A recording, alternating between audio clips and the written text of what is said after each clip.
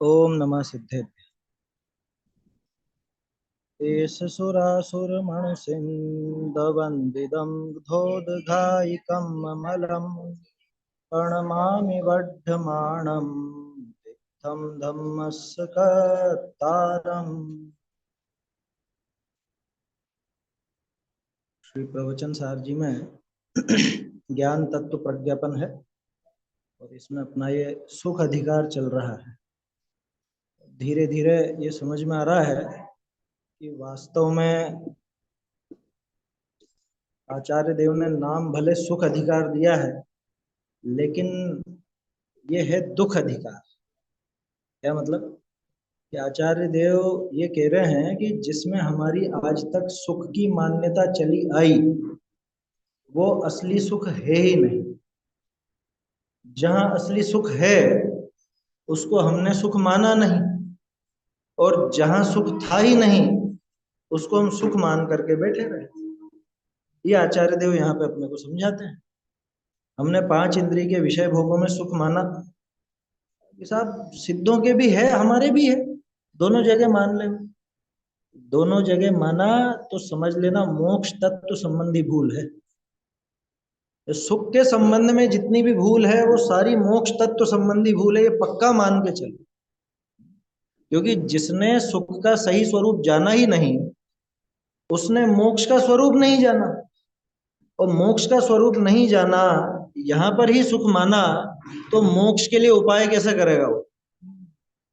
बात समझ में आती? अगर असली सुख का स्वरूप समझा ही नहीं तो उस सुख के लिए उपाय क्यों करेगा? मुझे क्या गरज है फिर? क्यों करने लगूंगा मैं उस सुख का उपाय? समझ में आ रही है बात? तो इसलिए अगर मोक्ष का उपाय सही ढंग से करना है तो सुख का असली स्वरूप भी समझना पड़ेगा। और वो तो अपन देख चुके हैं पहले। असली सुख वो अतीन्द्रिय सुख है, जो इंद्रियों के द्वारा नहीं मिलता है, जो इंद्रिय ज्ञान के साथ भी नहीं होता है, जिसके साथ में अतीन्द्रिय ज्ञान ही होता है। अतीन्द्रिय ज्ञान ही उसका साधन है वास्तव में। ये अपन ने पहले देख लिया, ये विषय तो निकल चुका। अतीन्द्रिय ज्ञान ही उस सुख का साधन है। सुबह अपनी बहुत अच्छी गाथा चली थी, 64 नंबर की गाथा अपन ने सुबह जो चर्चा की थी। यहाँ पे आचार्य देव ने बताया था ना, इसकी विषयों में प्रवृत्ति देखकर ही ये सिद्ध हो जाता है कि इसके अंतरंग में दुख जबरदस्त है। ये असल में क्या 63 और 64 दोनों एक साथ देखने की है ये गाथा। क्योंकि 63वीं गाथा में वो कहते हैं कि इंद्रियों से पीड़ित होता हुआ दौड़ाया जाता है ना, अभिद्रुत होता है। और अभिद्रुत हुआ इसीलिए तो ये यहाँ पे नजर आ रहा है। ये पांच इंद्रिय के विषय भोगों में नजर क्यों आ रहा है? कि इसको किसी ने परेशान करके भेजा है यहाँ।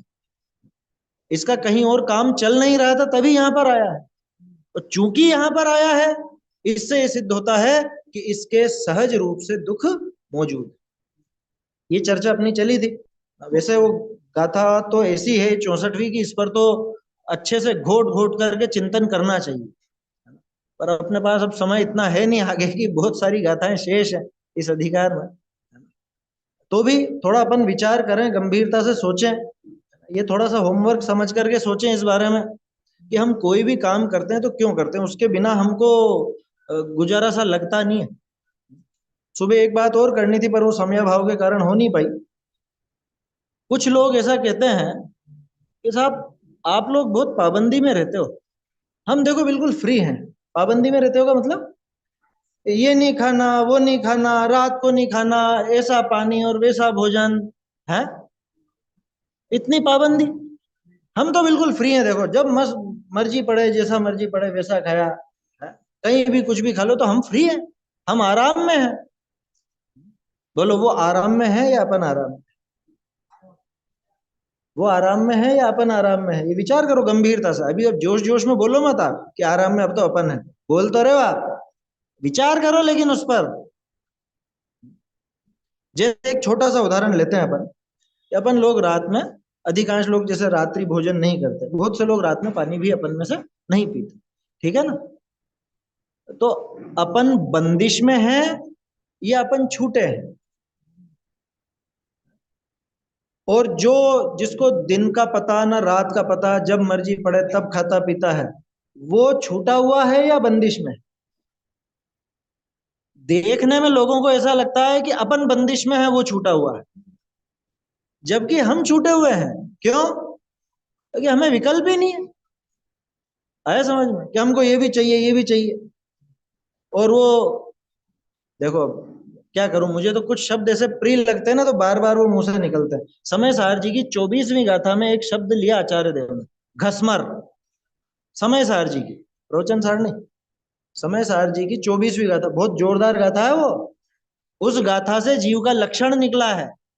क्या लक्षण है जीव का? तत्वार सूत्र में क्या पढ़ा? उपयोगो लक्षणम। ठीक है, कहां से निकला है सूत्र? ये निकला 24वीं गाथा से, समय सार जी की। सौवर्णुनाण दिट्ठो जीवो उभोग लक्षणों नित्यम। सर्वज्ञ देव ने देखा है कि जीव उपयोग लक्षण वाला है। ये वहां से निकली बात है। उसी की टीका के अंदर आचार्य देव ने वो उदाहरण लिया, घस्मर तया रे दुरात्मन आत्म पंसन जही जही घस्मर तया सत्रण अभ्यवहारित्व। ये शब्द है, यहाँ रखा हो तो देखना भले।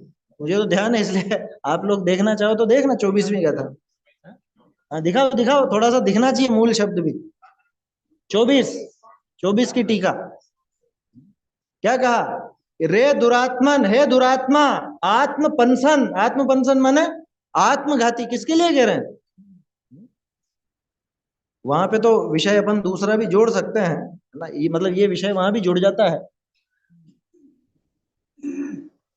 टीका निकालो, ये तो एक साथ है। इसकी टीका देखो, देखो पहले 24वीं की गाथा देखो, तो वो लिखा ना वहां पे, सवर्णु नाण दिट्ठो जीवो उपयोग लक्षणों नित्यम। ये उपयोग लक्षण दिखाने वाली ये गाथा है। इसमें से आचार्य देव ने उपयोग लक्षणम लेकर के तत्वार सूत्र में लिखा। अब निकालो टीका।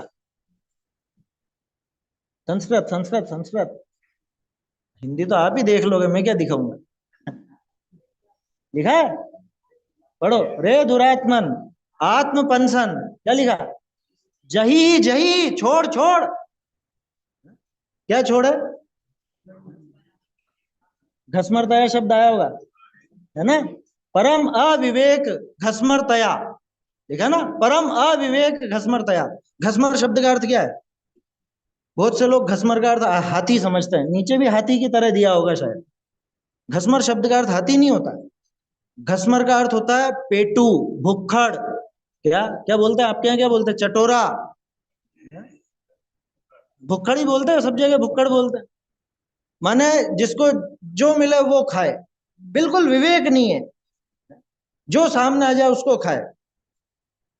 जैसे होते हैं ना वो होटलों में और इनमें चरते रहते हैं। आगी रात को याद आगी, 12 बजे याद आगी कि चलो थोड़ा सा कुछ चाट पकौड़ी खा करके आते हैं, तो रात को जाएगा वो।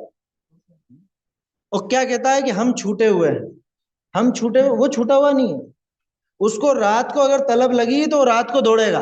आप नहीं दौड़ोगे, क्योंकि आपको रात को इच्छा ही नहीं होगी। उदाहरण अपना वो रात्रि भोजन का चल रहा था ना, तो बोलो कौन मुक्त है? जिसके वो विकल्प समाप्त हो गया वो मुक्त है, और वो है गुलाम। लगता तो नहीं है ऐसा, लगेगा तो तब जब इसके वो तलब उठे और इसको रोक लिया जाए। जैसे वो कल अपन ने उदाहरण लिए थे कोरोना काल के, है ना? अब तलब तो बहुत लग रही थी, वो गुटखे की, तंबाकू की, या जिसको जैसा नशा हो, लेकिन सरकार तो बाहर ही नहीं निकलने दे रही है। तब कैसी हालत हो गई थी? तब पता चलता है कि वास्तव में कितनी पीड़ा थी। वो पीड़ा अंदर उठती थी और उसका प्रतिकार तत्काल इसको मिल जाता था, तो इसको लगता ही नहीं था कि पीड़ा है। बात समझ में आ रही है? इंद्रियों की पीड़ा उठती थी, इच्छा होती थी, और तदनुसार उसको बाहर में वो वस्तु भी मिल जाती थी पुण्य के उदय से, तो इसको वो पीड़ा महसूस नहीं होती थी। वो पीड़ा कब महसूस हुई? कि जब पीड़ा तो उठी और बाहर में वो विषय का संयोग नहीं मिला, तब मालूम पड़ता है कि कितनी जबरदस्त पीड़ा है। इतनी भयंकर पीड़ा होती है कि आत्मघात करने से भी नहीं चूकता, विषयों में झंपापात करता है, भृगु प्रपात करता है। हाँ? कूद जाए पहाड़ों पे से, कूद जाए। नहीं होता क्या? हाँ? वो प्रेमी प्रेमिका का प्रसंग हो, ओ इससे शादी नहीं हो रही है, इससे शादी नहीं हो रही, क्या करूं कि मर जाऊं? मर गया। हाँ? कोटा तो कोटा में वो, मेरे को तो 99% लाने, 100% लाने। इतनी वो भावना बढ़ गई इंद्रियों के जैसे ही मन, मन की पीड़ा इतनी ज्यादा कि वो बाहर में नहीं आवे, रिजल्ट वैसा, मर गया। क्या हुआ ये मन और इंद्रियों की ऐसी पीड़ा है। इस पीड़ा के द्वारा ये दौड़ाया जाता है, हम सभी उस पीड़ा के द्वारा तो सहन नहीं कर पाते, इसलिए रमंती विषयेषु रम्येषु। एक गजब की लाइन है, असहनता तम दुखम, उस दुख को सहन नहीं कर पाता। ये दुख तभी मालूम पड़ता है जब अंदर इच्छा तो बहुत हो और बाहर में वो विषय नहीं मिले, तब मालूम पड़ता है। और तब पता चलता बंदिश में कौन है और छूटा हुआ कौन है। समझ में आई बात? जो जिसको देखना, कुछ अन्यथा मत लेना, है ना, किसी पर कोई वो कमेंट नहीं है, लेकिन जैसे चाय की तलब जिसको होती, तलब समझते हो ना, एक तो होता है कि कोई दवाई के रूप में या कभी कभार कोई चाय ले, और एक होता है कि जिसको तो बेड टी है, सुबह उठते पलंग पर ही चाय चाहिए, उसके बिना तो हाथ पांव ही काम नहीं करेंगे। चाय पीनी पीनी है उसको, उसके बिना उसका पेट साफ नहीं होगा, उसके बिना हाथ पांव काम नहीं करेंगे। अब उसको अगर चाय ना मिले तो कैसी दशा होती। दूसरी तरफ दूध वाला माने जो दूध पीता है ना, तो लाने वाला नहीं, पीने वाला। तो जो जो दूध पीता है उसको तलब नहीं लगती, उसको किसी दिन दूध ना मिले तो परवाह नहीं है। लेकिन चाय की तलब वाले को चाय नहीं मिले तो बंधन मालूम पड़ रहा है, वो पीड़ा मालूम पड़ रही है। इसलिए कहते हैं कि ये पांच इंद्रिय के विषय भोग जो हैं ये वास्तव में गुलामी है, ये इंद्रियों की गुलामी। और इसीलिए वास्तव में ये दुख है। दुख भाषित इसलिए नहीं हो रहा कि पुण्य का उदय ऐसा चल रहा है कि इधर इच्छा होती है और इधर इसको वस्तु मिल जाती है, थोड़ा बहुत आगे पीछे, लेकिन मिल जाती है। लेकिन जब नहीं मिले तब पता चलता है कि इच्छा रूपी दुख कितना खतरनाक। मन तो ऐसा होता है, वो इच्छा का प्रकरण जो टोडरमल जी ने लिया, 4 प्रकार की इच्छाएं, लेकिन फिर वो प्रकरण थोड़ा खिंच जाएगा। आप सबने वैसे पढ़ रखा है, मैं तो याद दिला रहा हूं सर। 70 नंबर पेज पर, 70 नंबर पेज पर 4 प्रकार की इच्छाओं का प्रकरण, वो एक पैराग्राफ तो लिया ही था अपन ने पहले, है ना, विषय इच्छा। उसमें असल में 4 में से 2 तो विषय संबंधी है। वो जो जानने की इच्छा है वो विषय इच्छा, और चौथी कौन सी थी? पुण्योदय को भोगने की इच्छा, इसी थी ना, पुण्योदय की को भोगने की इच्छा। तो ये दोनों इस विषय से संबंधित इच्छाएं हैं। मैंने एक आपको विचार दे दिया, आप उसमें से पढ़िएगा तो और समझ में आएगा। तो ऐसी बात थी इसमें। ठीक है, ये दुख सिद्ध हुआ। तो 63 और 64वीं गाथा ये हम जैसे जीवों के स्वभाव से ही दुख है, ये दिखाने वाली गाथा है। ठीक है साहब, हमारे दुख है तो सिद्धों के सिद्धों के सुख है। और चूंकि सिद्धों के अनंत सुख है और उनके शरीर नहीं है, इससे कुछ अपने को लॉजिक समझ में आना चाहिए। उनके शरीर नहीं है, इंद्रियां नहीं है, और उनके अनंत सुख है, अतीन्द्रिय सुख है। ठीक है, हमारे शरीर मौजूद है, इंद्रियां मौजूद हैं, और हमारे वो अतीन्द्रिय पना छोड़ो, इंद्रिय सुख भी अभी तो चलो कह दो इंद्रिय सुख, लेकिन वो इंद्रिय सुख हमारे दिखता है। उनके अतीन्द्रिय सुख है, शरीर नहीं। इससे क्या अर्थ निकला कि शरीर उस सुख का कारण नहीं, यही अर्थ निकलता। भाई अतीन्द्रिय ज्ञान और अतीन्द्रिय सुख, इन दोनों में अपन ने साधन साध्यपना तो देख लिया। तो इससे एक चीज सिद्ध हो जाती है कि चूंकि सिद्धों के शरीर नहीं और वो अनंत सुख के धनी हैं, इसका मतलब सुख के लिए शरीर की आवश्यकता बिल्कुल भी नहीं। सुख के लिए अगर शरीर की आवश्यकता होती तो फिर सिद्ध सुखी नहीं हो सकता, है ना। और हम अगर उनको भी सुखी कहें और स्वयं को भी सुखी कहें तो माने अभी सिद्धों का स्वरूप समझे ही नहीं, अतीन्द्रिय पना भी समझ में नहीं आया और सिद्धों का स्वरूप भी वास्तव में समझ में नहीं आया, ऐसा समझना। फलस्वरूप मोक्ष तत्व संबंधी भूल ज्यों की त्यों खड़ी रही। क्या है मोक्ष तत्व संबंधी भूल की पंक्ति, क्या बोलते हो आप? शिव रूप निराकुलता न जोए। दौलत राम जी ने तो कमाल किया, आधी आधी लाइनों में उन्होंने पूरा सार भर दिया। शिव रूप निराकुलता न जोए, इतनी सी है ना, कि मोक्ष रूप जो निराकुलता, और निराकुलता सुख का लक्षण है, अपन पहले देख चुके हैं, इसके अंदर आ गया ना।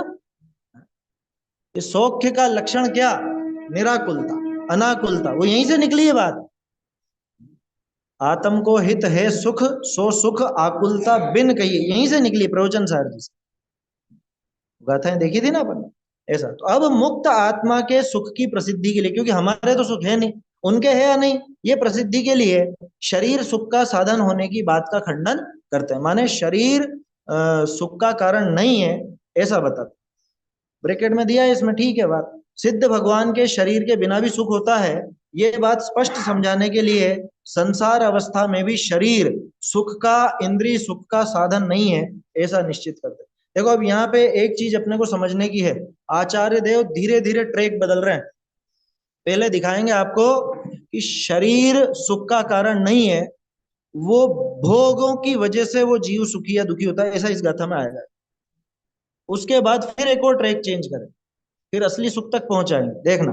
गाथा बोलते हैं, पप्पा इट्ठे विषये हासे ही समस्सिदे सहावेण परिणम माणो अप्पा स्वयमेव सुहम्ण हवदी देहो।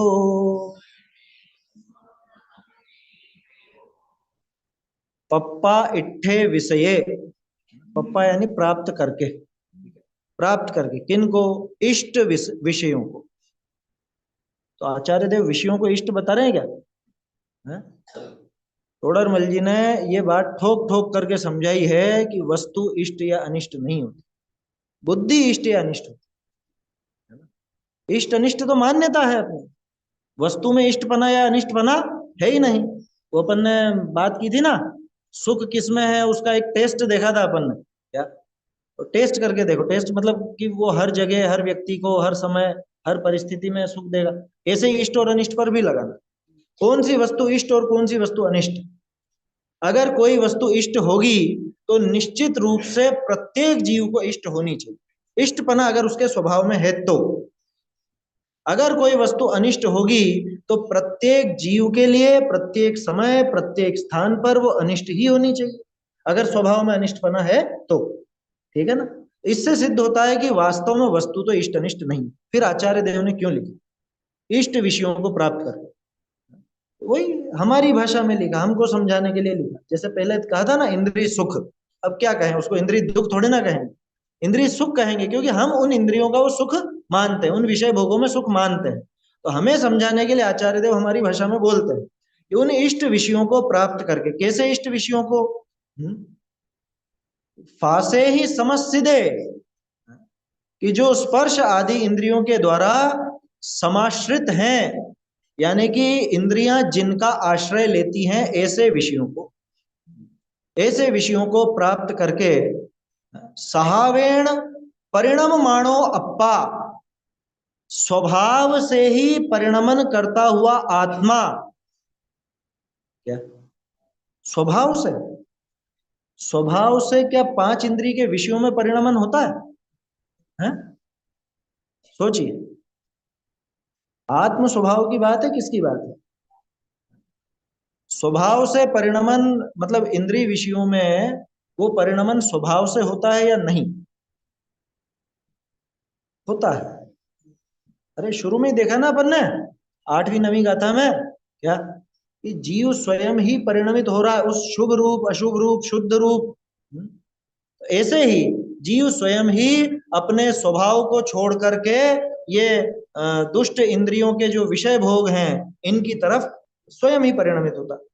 जयसेनाचार्य ने इसके लिए बहुत बढ़िया बात लिखी है। देखो जयसेनाचार्य की निकालना एक मिनट। हाँ, ये सहावेण परिणम माणो लिखा है ना।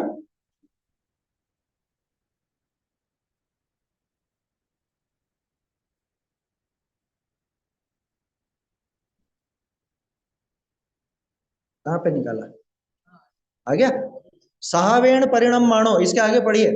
अनंत सुख उपादान भूत शुद्धात्म स्वभाव विपरीतेन अशुद्ध सुख उपादान भूतेन अशुद्ध आत्म स्वभावेन परिणम माना इत्थम भूत सन।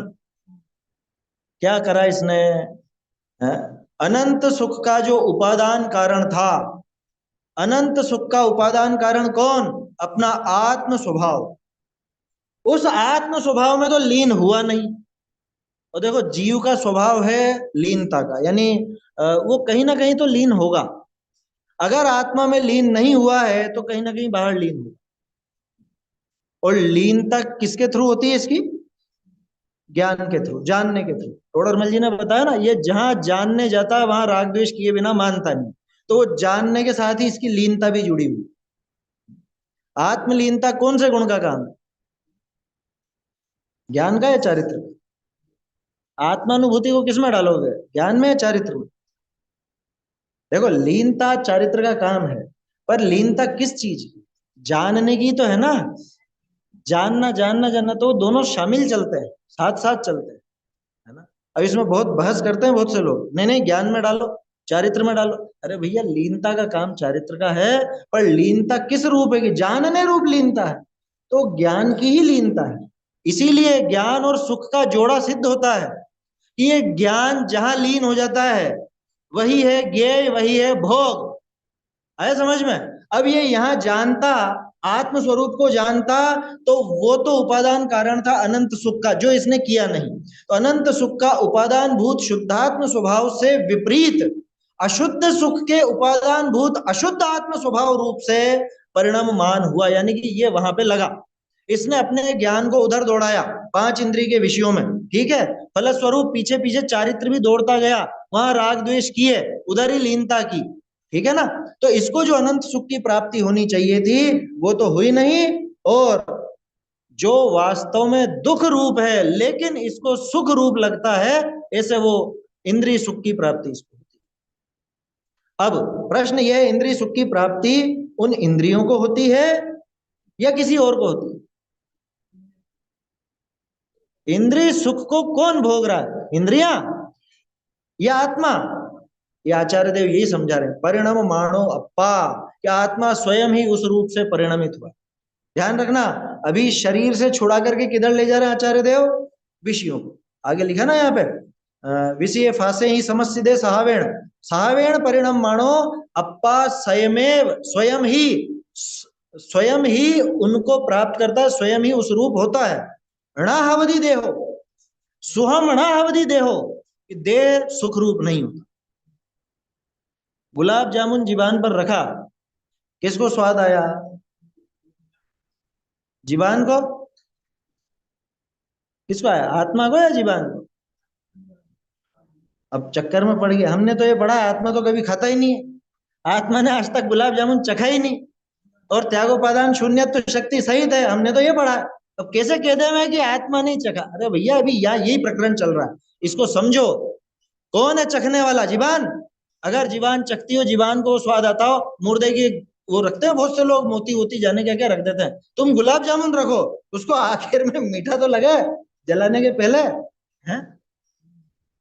बोलो, वो जीवान स्वाद ले रही है उसका, है कि आत्मा स्वाद ले रहा है? अरे, जीवान स्वाद लेती होती ना तो कोरोना में जीवान मौजूद थी आपकी, जिस जिसको हुआ है, और वहां तो मिर्चियां खाई तो भी स्वाद मालूम नहीं पड़ रहा है। ये क्या हुआ? ये ज्ञान पर ऐसा आवरण है उस समय, उस समय ज्ञान ऐसा हीन हो गया कि वो न मिर्ची का पता चल रहा है, न मीठे का पता चल रहा है, कुछ नहीं पता। ऐसा हुआ था ना। यार बार बार ही वो जख्म कुरेदते रहते हैं, जख्म नहीं हो तो एक प्रयोग पद्धति है अपनी, क्या प्रयोग अपने को वहां उस समय समझना चाहिए, वो परिस्थिति को भी याद करके आप विचार तो करो कि ये क्या हो गया था, ये कैसी दशा थी, किसका परिणाम था। भला हुआ बुरा हुआ वो बात नहीं कर रहे हैं अपन तो वो पूरी प्रक्रिया उस समय की आप सोचो, जिनको हुआ वो भी और जिनको नहीं हुआ वो भी। क्या क्या हुआ, ये ज्ञान का परिणमन कैसा हुआ, और हमारा कैसी, हमारी विचार पद्धति कैसी चली, कषाएं कैसी बढ़ी या घटी, तो तत्व ज्ञान का संबल रहा या नहीं रहा। इन्हीं बातों से तो पता चलती है कितनी मजबूती है अंदर में। क्या अंदर में तत्व कितना उतरा है, ये परिस्थितियों से ही मालूम चलता है।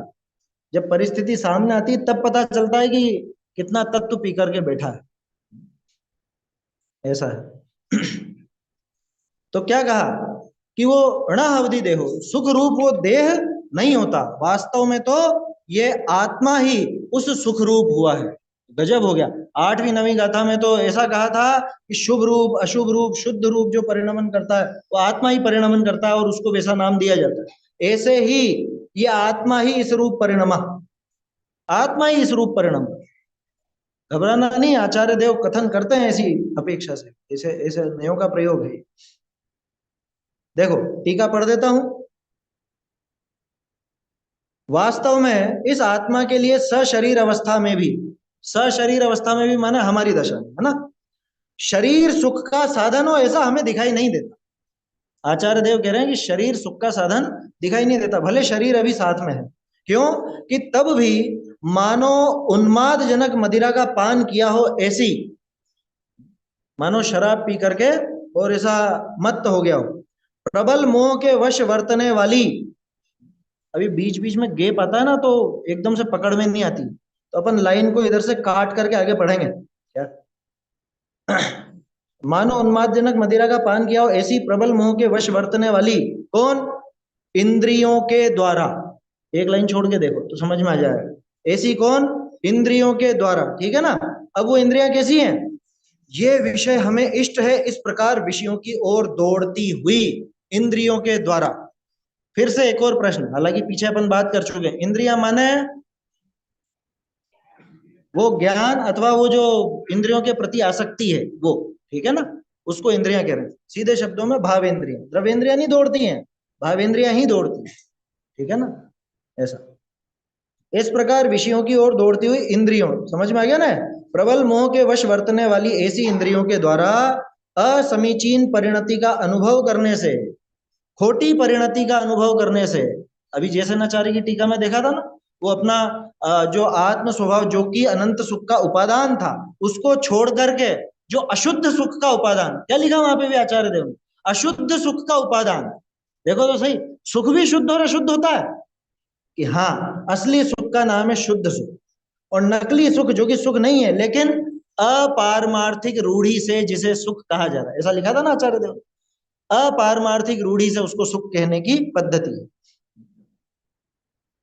इंद्रियों के द्वारा असमीचीन परिणति का अनुभव करने से जिसकी शक्ति की उत्कृष्टता रुक गई है, अरे अनंत सुख प्रकट होते होते रुक गया इसको, क्या, शक्ति की उत्कृष्टता परम शुद्धता रुक गई है, ऐसे भी ज्ञान दर्शन वीर्यात्मक स्वभाव में, फिर छोड़ करके आगे बढ़ो, ज्ञान दर्शन वीर्यात्मक स्वभाव में परिणमन करता हुआ ये आत्मा स्वयमेव सुखत्व को प्राप्त कर, ऐसे भी ज्ञान दर्शन वीर्यात्मक स्वभाव में जो कि सुख के निश्चय कारण रूप हैं, वो स्वभाव कैसा था कि वो निश्चय से कारण रूप था, ऐसा परिणमन करता हुआ ये आत्मा स्वयमेव सुखत्व को प्राप्त करता है। तो सुख मिल गया इसको, सुखत्व को प्राप्त करता है कह रहा है, इसे सुख भाषित होता है ना।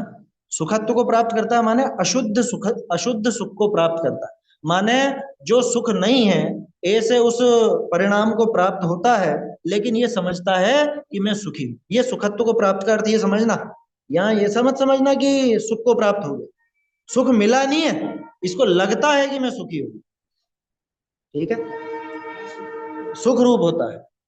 और शरीर तो अचेतन ही होने से, मृतक कलेवर होने से, सुखत्व परिणति का निश्चय कारण न होता हुआ किंचित मात्र भी सुखत्व को प्राप्त नहीं करता। जीवान उस गुलाब जामुन का स्वाद नहीं चखती, आंखें उस दृश्य को नहीं देखती, कान उस शब्द को नहीं सुनती।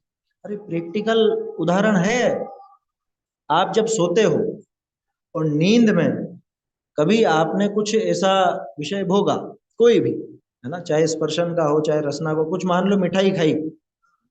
अच्छा एक चीज नोट किया आपने, जिनके रात्रि भोजन का पूरी तरह त्याग है उनको कभी खाने के सपने नहीं आते, नोट की कभी आपने, जिनने रात का पूरा छोड़ रखा नहीं आएगा खाने का सपना, नहीं आएगा, देख लेना। खैर वो दूसरी बात है, अपन तो ये बात कर रहे हैं कि उस समय कौन सी इंद्री काम कर रही है, जीवान में क्या गुलाब जामुन रखा हुआ है क्या, लेकिन ये ऐसे ही नींद में जीवान चलाता रहता है, नींद में जीवन चलाता रहता, होता है ना ऐसा। अरे कोई विषय ऐसा आए, सपने में कुछ ऐसा भयानक दृश्य देखे, नींद में घबरा जाता है, कांपने लगता है, बड़बड़ाने लगता है, अरे अटैक तक आ जाता है नींद में ही। ये घबराहट के कारण ऐसा हो गया, ऐसा ऐसा सपना आया और घबरा गया बुरी तरह से। क्या हुआ ये?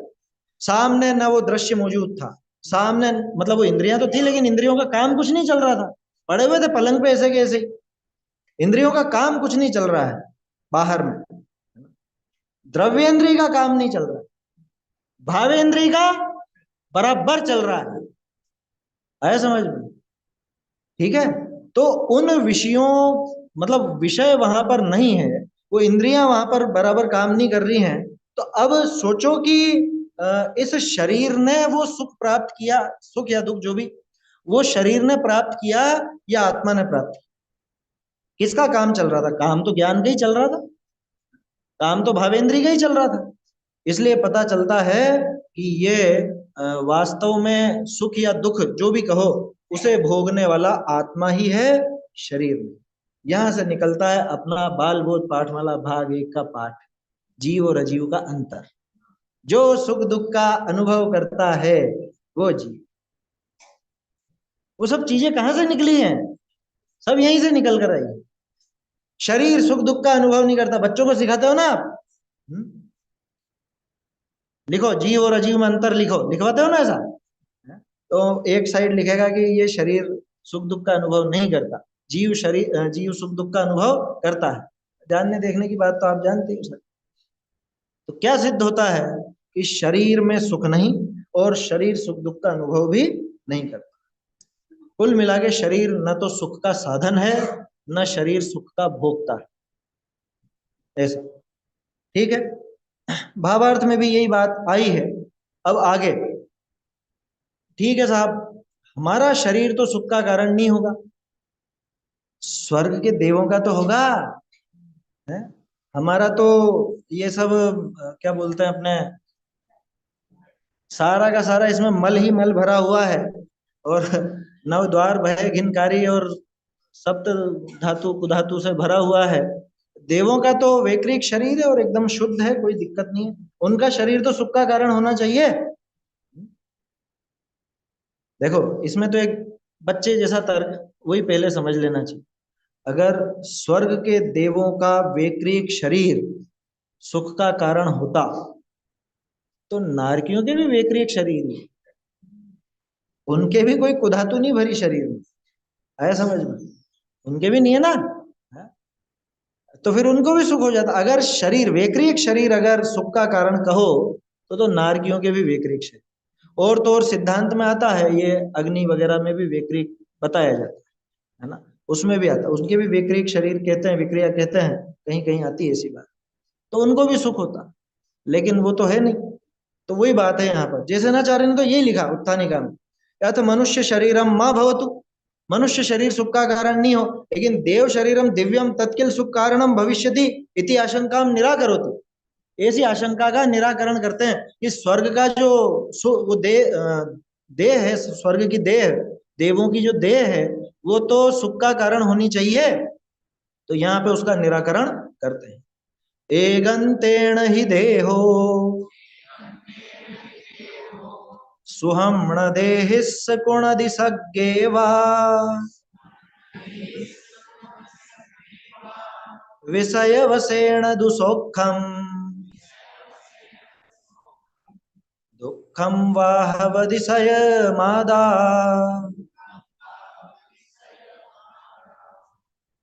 आचार्य देव ने प्रवचन सार जी में तो जगह जगह एकांत लिया है। 59 में क्या देखा था अपन ने? अरे ऐसे मत भूलो, 59 में आई थी ना बात, ज्ञान ही एकांतिक सुख है। वहां ज्ञान को एकांतिक सुख कहा। अब यहाँ क्या कह रहे हैं कि देह एकांत से, एगंतेन ही देहो सुहमणा, एकांत से ये बात निश्चित कर लो कि जैन दर्शन में एकांत। और गजब की बात है, दर्शन शास्त्र की शुरुआत प्रवचन सार जी से होती है, पहले दिन अपन ने चर्चा की थी ना। तो कायदे से तो यहाँ अनेकांत ही अनेकांत दिखता अपने को, है वो, लेकिन यहाँ पे सम्यक एकांत भी दिखाया। आचार्य देव एकांत से कह रहे हैं कि पक्का मानो कि देह जो है वो सुहमणा, वो सुख नहीं है, वो सुख का कारण नहीं है। क्या कह रहे हैं? सुहम न गुणधि देहम देहो सुहम न गुणधि। देह सुख नहीं करता। किसको? देहिस। देहिस यानी देह वाले को, देही को। देही कौन है? जीव, है ना। देही माने जीव, शरीर और शरीरी, ठीक है। शरीरधारी को शरीरी कहते हैं। तो देह और देही, देही बोलते हैं आत्मा को, ठीक है ना। तो शरीर जो है वो देही यानी आत्मा को सुहम न गुणधि, सुख नहीं करता। कहां नहीं करता? अरे सज्ञवा, स्वर्ग में भी नहीं करता, नरक में तो। अच्छा, स्वर्ग में सुख नहीं करता, इसका दूसरा अर्थ क्या निकला? नरक में दुख भी नहीं करता, ये भी निकला ना। अनर्पित अर्थ क्या निकलेगा? कि शरीर शरीरधारी को एकांत से सुख का कारण नहीं है। अनर्पित अर्थ निकालो। शरीर शरीरधारी को एकांत से दुख का कारण भी नहीं है। स्वर्ग में हो चाहे नरक में हो, क्यों? क्योंकि सुख और दुख रूप परिणमन किसका है? तो शरीर का नहीं है, वो जीव का है। यार शरीर को डंडा मारो तो शरीर को दर्द नहीं होता? बिल्कुल भी नहीं होता। अगर शरीर को ऐसे दर्द होता तो सारी लाशें वहां उठ जाती, जरा सी आग की आंच लगती और सारे के सारे देखकर भाग खड़े होते।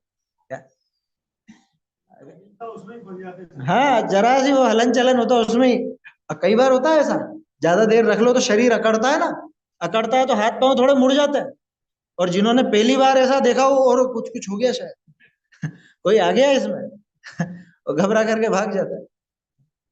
वो तो शरीर की प्रक्रिया है, जलेगा और जो भी कुछ होगा उसका। तो अगर शरीर को कष्ट होता, अरे वो करते तो हैं, चीर फाड़ करते हैं ना, पोस्टमार्टम करते हैं मरने के बाद। तो बोलो अगर वो शरीर को दुख होता तो वो उसे दुखी दुख होना चाहिए था। कुछ भी नहीं हो रहा। पोस्टमार्टम करने वाले ऐसा चीरा लगाते हैं कि ये निकला, इसमें ये निकला, ये लिखो, ये जहर पाया गया और ये पाया गया। ये आते देखो, आते निकाल के देखेंगे, पेट निकाल के देखेंगे, जाने क्या क्या करते हैं। ऐसा समझ, अपन तो कल्पना कर रहे हैं, अपन ने ऐसे दृश्य देखे नहीं, देख भी नहीं सकते, ऐसा समझ। लेकिन वो शरीर पर क्या असर पड़ रहा है बताओ? वो मुर्दे पे क्या असर पड़ रहा है? मुर्दे पे कोई असर नहीं पड़ता। इसका सीधा अर्थ ये निकलता है कि उस शरीर पर इन क्रियाओं का कोई प्रभाव नहीं। आया समझ? माने सुख और दुख रूप प्रभाव नहीं। वो तो है, चीरफाड़ का प्रभाव तो जो होना है सो होगा, है ना। कट लगेगा तो खून भी निकलेगा, खून भरा है तो, है? तो वो जो शारीरिक प्रक्रिया होगी सो होगी, लेकिन सुख और दुख जैसी चीज उस शरीर में नहीं होती। वो सुख और दुख, अपन ने 2-3 दिन पहले चर्चा की थी। दुख कौन से गुण की पर्याय है? सुख गुण की। सुख नाम का एक गुण है, उसकी शुद्ध पर्याय है सुख और उसकी अशुद्ध पर्याय है दुख। जैसे श्रद्धा गुण की सम्यक पर्याय, मतलब सही पर्याय, अच्छी पर्याय वो सम्यक दर्शन है, और मिथ्या दर्शन उसकी अशुद्ध पर्याय है। बस उसी तरह से सुख गुण की सुख और दुख रूप पर्याय है। तो सुख नाम का गुण किसमें है? जिसमें सुख या दुख हो, तो जीव में है। तो फिर वो शरीर कैसे करेगा? इतना सीधा सा लॉजिक। एकांत से शरीर जो है वो सुख का कारण नहीं है उस देही के, चाहे स्वर्ग में हो।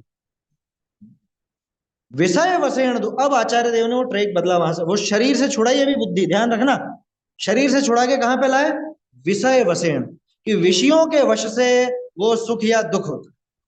ये फाइनल नहीं है बात, आया समझ? मैंने कहा था ना ट्रैक बदलेंगे आचार्य देव। तो पहले ये शरीर से सुख दुख समझता था, पहले वो छुड़ा करके किस पे लाया? कि विषयों के वश से सुख या दुख होता है। सुख या दुख किसको होता है? और क्या लिखा? विषय वसेणु सुखम दुखम व हवधि स्वयमे वादा, कि आत्मा स्वयं ही सुख या दुख रूप होता है। जैसे आत्मा स्वयं शुभ रूप होता है, जैसे आत्मा स्वयं अशुभ रूप होता है, जैसे आत्मा स्वयं शुद्ध रूप होता है, ऐसे ही आत्मा स्वयं सुख रूप होता है और आत्मा स्वयं दुख रूप। ये वही चीजें हैं जो शुरू में 8वीं 9वीं 10वीं में और जो आज 19-20 गाथा देखी थी, वही बातें यहाँ पे आ रही। 19वीं के भावार्थ में आई थी ना बात, अन्य की अपेक्षा नहीं है, ऐसी बात यहाँ पे वो अगली गाथा में आएगी। अभी तो शरीर सुख या दुख नहीं करता, उन विषयों के वश से ये जीव स्वयं सुख या दुख रूप परिणमित होता है। है ना, ऐसी बात है इस गाथा में, गाथा बिल्कुल सीधी है, ये तो एक सिद्धांत दिया है ना।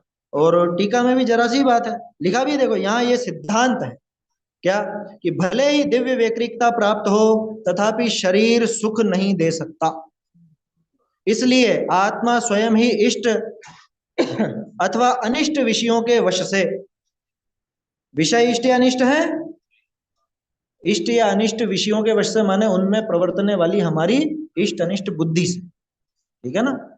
टोडरमल जी नहीं होते तो कैसे भटकते अपन, वो अगर ये चीजों का, इन बातों का खुलासा नहीं करते, पहले से डिस्क्लेमर नहीं देते, टोडरमल जी ने डिस्क्लेमर दे रखे हैं क्या, ये चीजें पढ़ने के पहले दिमाग में बिठा लो, जहां पे ऐसी बात लिखी आए इष्ट या अनिष्ट विषय, तो समझ लेना कि उन विषयों के प्रति दौड़ती हमारी प्रवृत्ति इष्ट या अनिष्ट, वस्तु इष्ट या अनिष्ट नहीं होती, इष्ट अनिष्ट तो बुद्धि होती है, ऐसा, ठीक है। व्यवहार से कहने में आती है, वो कही जाएगी, क्योंकि बार बार इतना लंबा कौन बोलेगा, तो इसलिए वो इष्ट अनिष्ट विषय भी बोल देते हैं, लेकिन ऐसा मान लोगे तो वो मिथ्यात्व, ठीक है। इष्ट अथवा अनिष्ट विषयों के वश से सुख अथवा दुख रूप स्वयं ही होता है। अब फिर ट्रैक चेंज करते, अभी क्या कहा था कि विषयों के वश से, अब कह रहे हैं कि जब स्वयं में वो योग्यता है तो विषयों की जरूरत क्या है, विषयों की जरूरत क्या है।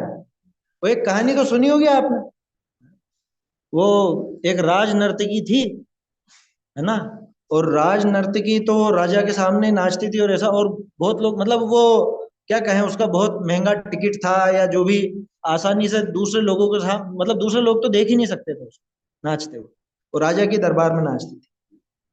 अब एक दिन उसके घर के बाहर एक व्यक्ति बात कर रहा, आज तो बहुत मजा आ गया मुझको, क्या, कि मैंने उस नर्तकी को आज नाचते हुए देखा सपने में, क्या, मैंने सपने में उसको नाचते हुए देखा और मैं तो बहुत प्रसन्न हो गया। अब बोलो, अब उसको तो बड़ी मिर्ची लग रही है उसको, क्या, इसने मुझे सपने में कैसे देखा। वो राजा के पास उसने फरियाद की कि मुझे जो भी, मतलब वो जो भी होता था उसका, वो टिकट वगैरह जो कुछ भी, ये मुझे तो, इसको इसको दंड दीजिए और वो मुझको भुगतान कराइए इससे। हाँ, तो मंत्री ने कहा कि ये ऐसे पागलों जैसे केस में मत उलझो आप। तो मंत्री ने निराकरण किया उसका, कि तुझे इसने सपने में देखा ना, तो ठीक है, तू सपना देख ले कि तुझे इसने पैसे दे दिए, ठीक है ना। तो मूल बात क्या है, मतलब वो उदाहरण तो सिर्फ इतना ही लेना उसमें, कि ज्ञान को, उस वस्तु को जानने के लिए वो वस्तु होना जरूरी नहीं, ठीक है ना। ये तो अपन ने ली ज्ञान पे बात। अब चूंकि ज्ञान ही सुख का साधन है, इसलिए सुख भोगने के लिए भी उस वस्तु की भी आवश्यकता नहीं। सपने मधि दोष लगायो, आलोचना पाठ में जो आप ये बोलते हो, किस लिए बोलते हो, किस लिए बोलते हो, क्या अर्थ है उसका, सपने मधि दोष लगायो। कह रहे जो विषय में जागते हुए नहीं भोगता, उस सपने में भी भोग लेता हूं। उस विषय की आवश्यकता कहां रही, मतलब उस वस्तु के बाहर होने की जरूरत नहीं है।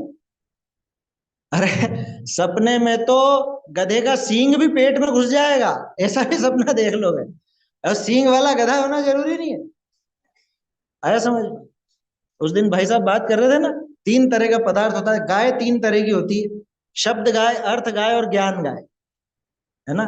ऐसे ही उस सींग वाले गधे की सत्ता है या नहीं, विश्व में सत्ता हो या नहीं हो, ज्ञान में होने से कोई नहीं रोक सकता, शब्दों में होने से भी कोई नहीं रोक सकता, है ना। सिर्फ वो पदार्थ रूप नहीं है, बाकी शब्द रूप तो गधे के सींग हैं। ग ध में एक ही मात्रा, क में एक ही मात्रा, स में एक ही मात्रा, बिंदी लगाओ, ग लिखो, ये हो गया गधे का सींग शब्द रूप। और जो मैं इतनी देर से बोल रहा हूं, आपके दिमाग में एक गधा बनी चुका है सींग वाला है? अभी उदाहरण लंबाना नहीं चाहता, नहीं तो बताता, वो दौड़ता हुआ आ रहा है, सोचो। ठीक है ना। तो ज्ञान रूप वो चलेगा, है ना, तो वो वस्तु की जरूरत कहां रही, तो जब जानने के लिए जरूरत नहीं है, तो सुख के लिए भी अन्य वस्तुओं की आवश्यकता है, ठीक है। अब अन्य वस्तु में सुख है ही कहां जो उसमें से सुख निकलेगा, वो सुख तो यही था, टोडरमल जी का उदाहरण, कुत्ते का, जैसे कुत्ता हड्डी चबाता है, अब क्या होता है, हड्डी का स्वाद आता है उसको? हड्डी का स्वाद नहीं आता है।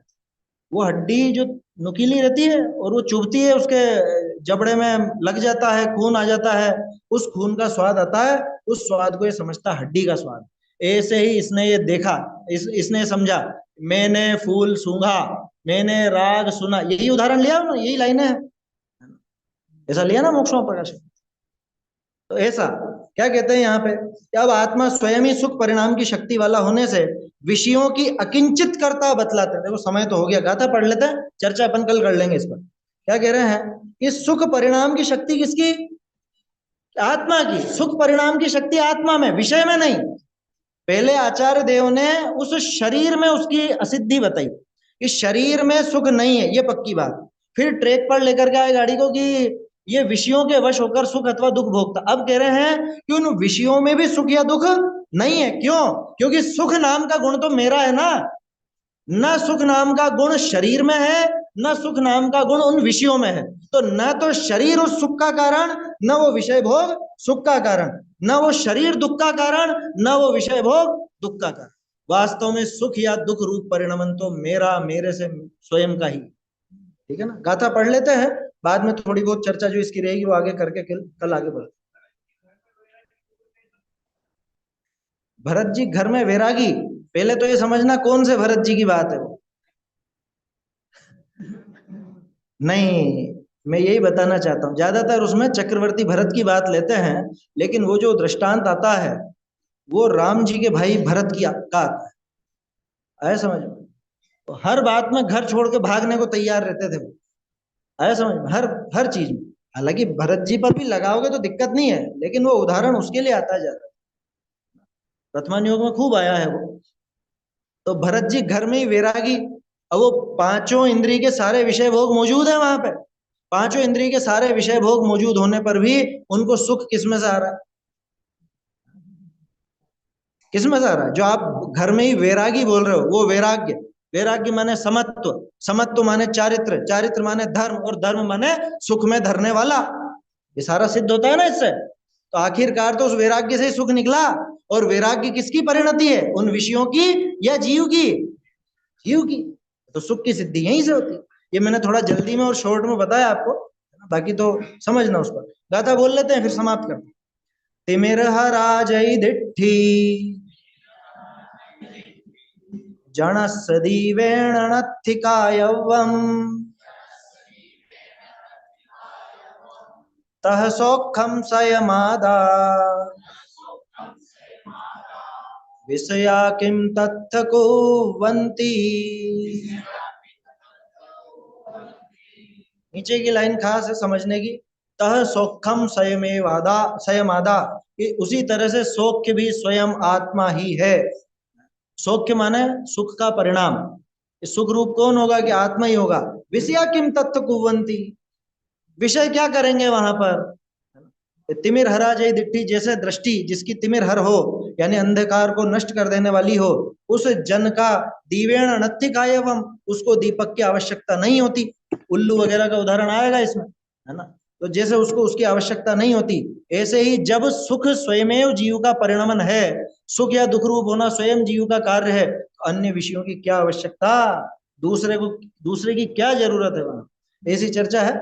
आगे इस विषय का समापन होगा अगली गाथा में, सुख अधिकार का, उसकी चर्चा कल सुबह।